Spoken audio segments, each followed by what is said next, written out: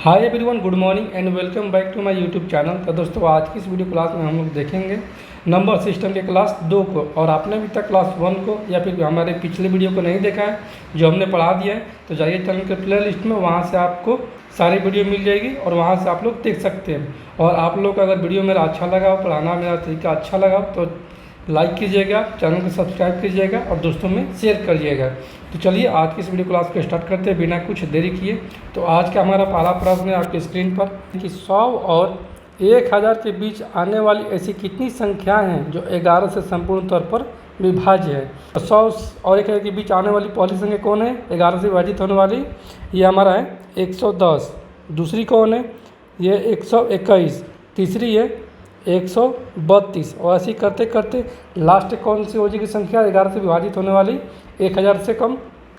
अंतिम संख्या हो जाएगा 11 से विभाजित होने वाली, वो हमारा हो जाएगा 990 हो जाएगा। तो यहाँ से ए का मान कितना हो जाएगा? ए का मान हो जाएगा 110, डी का मान हो जाएगा 121 माइनस 110 यानी कि 11 हो जाएगा। ये दोस्तों मैं एपीजीपी पर बना रहे क्योंकि यहाँ पर बोला कि कितनी संख्याएँ पूछा है, यानी कि एन का मान पूछा है, ठीक है। और यहाँ पर लास्ट पद कितना है? ए एन बराबर में यहाँ से दिया है 990 है। तो एन बराबर में हमारा सूत्र होता है ए प्लस एन माइनस 1 इंटू का डी होता है। एन दिया है 990, बराबर में ए हो जाएगा हमारा 110 प्लस एन माइनस 1। एन का मान ज्ञात करना है, इनकी संख्या ज्ञात करना है। और ये डिफरेंस कितना दिया है? 7 अंतर 11 यहाँ से निकल गया है, 11 हो जाएगा। यहाँ से हमारा हो जाएगा 990 और ये माइनस का 110 बराबर में हो जाएगा एन माइनस 1 और इंटू का हो जाएगा 11। तो यहाँ से हमारा हो जाएगा 880 हो जाएगा। और भागा में करेंगे 11 यहाँ से, तो यहाँ से बच जाएगा हमारा एन माइनस 1। तो 11 8 88 यानी कि 80 हो जाएगा। तो यहाँ से 80 बराबर में हो जाएगा हमारा एन माइनस 1। तो एन बराबर में हो जाएगा 80 प्लस 1 यानी कि संख्या जो है वो 11 से विभाजित हमारी टोटल 81 है। ऑप्शन नंबर बी हमारा राइट आंसर हो जाएगा। अगले प्रश्नों को देखते हैं। अगला प्रश्न है कि यदि 7 अंकों की संख्या 5041 5y3 11 से विभाज्य है तो x और y के योग का कोई एक मान क्या होगा? यदि संख्याओं के अंकों के योग का अंतर यदि 0 या 11 आए तो संख्या 11 से विभाजित है। तो ऐसे संख्या पहले ज्ञात कर लेंगे। दिया है संख्या 5041 5y3 है, ठीक है। और ये इसकी संख्याओं के योग का अंतर जो है वो 0 या फिर 11 आना चाहिए। तो यहाँ से कर देंगे सम और विषम संख्याओं के योग का अंतर।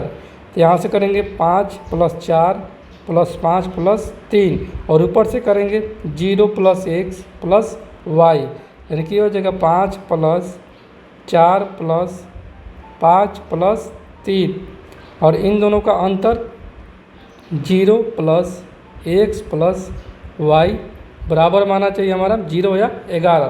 तो 0 कर के देखते हैं क्योंकि यहाँ पर तो x और y के योग का मान ज्ञात करना है। तो यहाँ से हो जाएगा 5 + 4 9 5 14 14 3 17 हो जाएगा, यानी कि 17 बराबर में हो जाएगा ये x + y हो जाएगा, ठीक है। क्योंकि माइनस इधर जाएगा तो हो जाएगा ये प्लस में, और यहाँ पर तो ऑलरेडी 0 है। तो यहाँ से x + y का योग जो हो जाएगा वो 17 हो जाएगा, यानी कि ऑप्शन नंबर सी जो है वो हमारा राइट आंसर हो जाएगा। तो दोस्तों, आपको अगर वीडियो अच्छा लगा तो चैनल को जरूर सब्सक्राइब कीजिएगा और दोस्तों को शेयर कीजिएगा। अगला प्रश्न है आपके स्क्रीन पर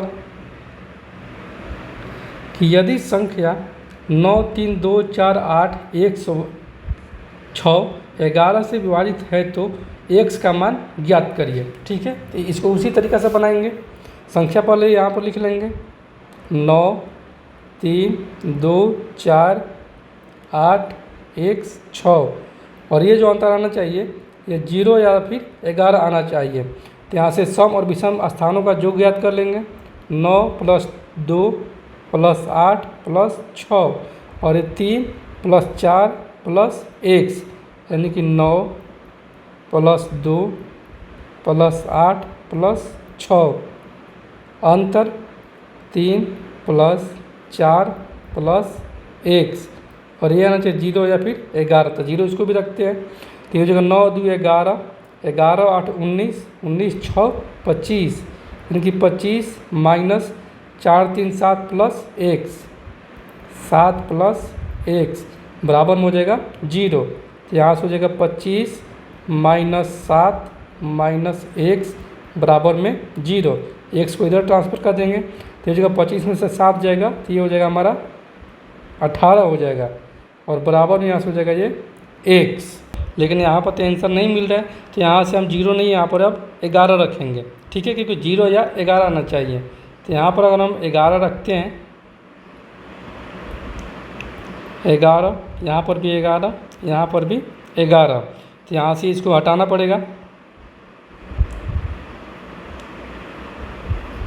तो यहाँ से हमारा हो जाएगा 25 में से 7 जाएगा 18, और ये प्लस का 11 है तो इधर रहेगा तो हो जाएगा माइनस का 11, और ये एक्स माइनस में इधर जाएगा तो हो जाएगा प्लस में, यानी कि बराबर हो जाएगा एक्स, क्योंकि एक्स का मान यहाँ से हमारा आ जाएगा कितना 7 आ जाएगा, क्योंकि यही हमारा राइट आंसर हो जाएगा एक्स बराबर में 7, यानी कि एक्स का जो मान है वो 7 है। ऑप्शन नंबर डी जो हमारा राइट आंसर हो जाएगा। अगला प्रश्न को देखते हैं।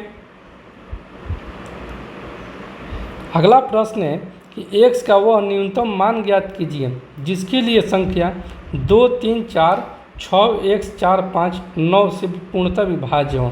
तो दोस्तों 9 से विभाज्यता का नियम क्या है कि यदि सभी अंकों का योग जो है वो 9 से विभाजित है तो संख्या 9 से विभाजित है।